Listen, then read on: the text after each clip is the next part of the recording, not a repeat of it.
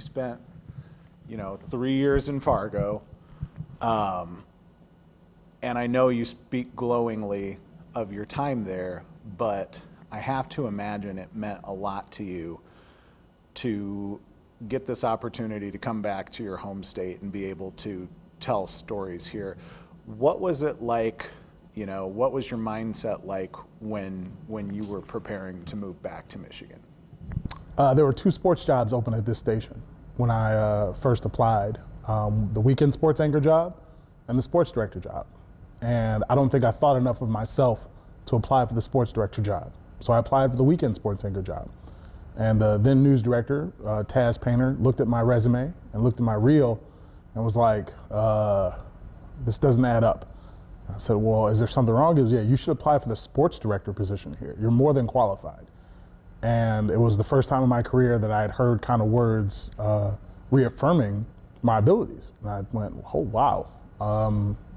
Okay, yeah, sure, let's do it. What's the worst that could happen? If I don't get it, at least I can get the weekend sports director job or whatever, or weekend sports anchor. And then I got the sports director job, and I don't remember anything for like a week.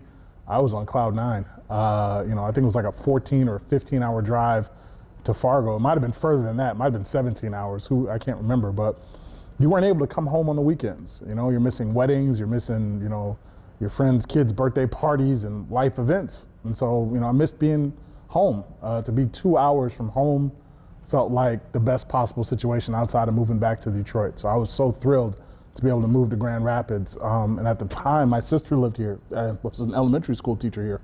So it was awesome. So I was just thrilled for the opportunity. And as you moved here and, got to know this part of the state and this community, what stuck out to you about West Michigan and its culture as it relates to sports? Okay. I knew about the Griffins. They told me, oh, we're getting a G League team. I'm like, all right, well, that's cool. And I knew about the Whitecaps. My dad brought me to a Whitecaps game when I was a kid. So, I kind of knew that this is a place that loves not just sports, but sports connected to Detroit. And that was right up my alley. I had no idea how strongly they cared about high school sports in general. But, there was the only thing I knew about that is growing up on the east side of the state, high school basketball is king in Detroit. High school basketball is king on the east side of the state. And I heard that high school football was king on this side, but I didn't know. I had no real, thing to compare it to. And when I saw it, I was blown away by how communities embrace their high school football teams and high school athletes in general. So, I knew that they had a love for minor league sports here, and I knew they had a love for high school sports, but kind of seeing it just blew me away. As it pertains to high school football, you mentioned that specifically as something that surprised you. Was there a moment that stuck out to you where you were like, wow, this is more than I expected? 2 schools. The first time I ever went to Forest Hills Northern, and the first time I went to Rockford. Because to me, the high school I went to was, 400 students or something like that, 450 kids. We didn't have a high school football team at the time, and it was a landlocked school. So we didn't have space. So going to Forest Hills Northern and driving to the stadium and kind of going down this winding road, and you look past, the gates open, and there's this big field and this, wooded area, and I'm like, man, this is nice. And I get to Rockford, and I'm like, this is a school? Like, this place is huge, and I was really taken aback by not just the size of the venue, but how many people were there to support these high school football programs. And I was like, all right, if this is what it's like here, I'm gonna love it. You've had the opportunity to cover so many things since you've been here, as far as, trips that you've gone on. A few that stick out in my mind are, Western, going to the Cotton Bowl in Dallas. You got to go to Washington, D.C., to be a part of Ferris State University's national championship celebration, not to mention all the trips from Michigan and Michigan State's perspective. How do you even narrow down a list and pick out, this one's my favorite because of this? It's hard. I mean, it really is tough. Going back to the first trip I ever took here was in the fall of 2015. The Whitecaps were playing in the World Series against the Cedar Rapids Colonels. And they had a chance to clinch the series on, I think it was like a Monday night or Sunday, and they lost, and the game went into Monday. And I drove by myself to Cedar Rapids, Iowa, to cover the Whitecaps winning the Midwest League World Series. And it was just me, and I took all the equipment, I worked by myself. I didn't bring enough clothes because I thought the Caps were gonna get it done in that first opportunity, and I had to go to Walmart and buy a new shirt and tie. And so I just remember thinking like, man, this is awesome. I get to cover a championship. I get to cover these players who I've covered all summer long in this moment. And it was great. I stayed at the team hotel, which is at the Class A level of Best Western. So it was minor league through and through, but it was a great experience because I just remember thinking like, man, is this what the minor leaguers do? They come, they roll into town, they stay at this Best Western, they go play ball, they leave. And it was a really cool moment for me that the Whitecaps did win that game. Joe Jimenez got the save. I'll always remember that. They won the Midwest League World Series, and it was really awesome. And I thought, yeah, I could get used to these type of trips if this is the end result. And so every trip after that was great. But that was the first one. And the last one was the Fair State going to the White House. I remember thinking like I always wanted to cover one of these trips. I had hoped it was a professional sports team that I loved, but a two-time defending national champ was just as deserving. So covering Fair State in the White House was a surreal moment because I'm sitting in that room, I'm sitting in the press room, and I'm editing, and I'm doing stories outside the White House lawn. And that was a great trip too. So those two bookends are kind of, two surreal moments for me. Did it surprise you at all? You mentioned the Whitecaps Midwest League Championship, and I know, you've had the chance to cover Griffin's Calder Cup Championship while you're here too. And I think in a lot of markets, the minor league sports scene might just be a place to go to enjoy your time with your friends. But did it surprise you to see just how much fan support the Griffins and the Whitecaps get? Yes, especially the Griffins, because there were times when we would cover a Monday night game or, a weeknight game on a Wednesday, and they still drew pretty well. So I knew people cared. But come playoff time, as it starts getting warmer outside, there were so many other things to do in West Michigan. You can go to the lake, you can go outside, have a picnic, whatever. There were so many things to do. I thought, who wants to sit in a rink, in a dark, rink, and watch hockey in May or whatever? But it was packed. Over 10,000, 11,000, whatever it was. It was shoulder-to-shoulder people, and they really got into the players themselves. People would love watching Tyler Bertuzzi come up. They love watching Jeff Hogan be a steadying voice as a captain. They love the goalies. And so it was one of those things where people weren't just coming to the rink. They knew these players. And I really felt that connection between community and team. And so them winning the Calder Cup was a special moment too. What has it meant to you in terms of, 13 on your sidelines to be parts of these moments that these kids you're covering are never going to forget, the parents are never going to forget, and the communities, especially the smaller ones, they're never going to forget those as well? My very first high school football season was the 2015 season, and there was a young man who played wide receiver at Oak Ridge High School. And, my coworker, Adriana Mendez, in a highlight, dubbed him the Megatron of Oak Ridge. And we were just having fun on the set, but that nickname followed him to college. And it was in his college bio. And I thought, man, we're just having fun, but we're really impacting people here. And we have this wide-ranging reach. And so that first high school football season taught me, man, people are paying attention, people are watching. They love this show. And even recently, I was covering high school volleyball in Fremont, and I was covering West Catholic, and the gentleman came up to me and said, after the games, we all run to this establishment, and we turn on 13 because we want to see what you guys have to say about high school football, and we want to watch our team's highlights, and we love what you do. And for me, I just wanted to showcase what these kids are doing, because it was never about us. We're having fun. They pay me to talk about sports. I can't be sad. I just want to show what these kids can do. And on a Friday night, giving somebody their shine on TV, showing these communities, showing these players, coaches, even the cutaways of fans and kids and cheerleaders, that sense of community to me is what my job is all about. And so covering high school football and covering that stuff was just so much fun.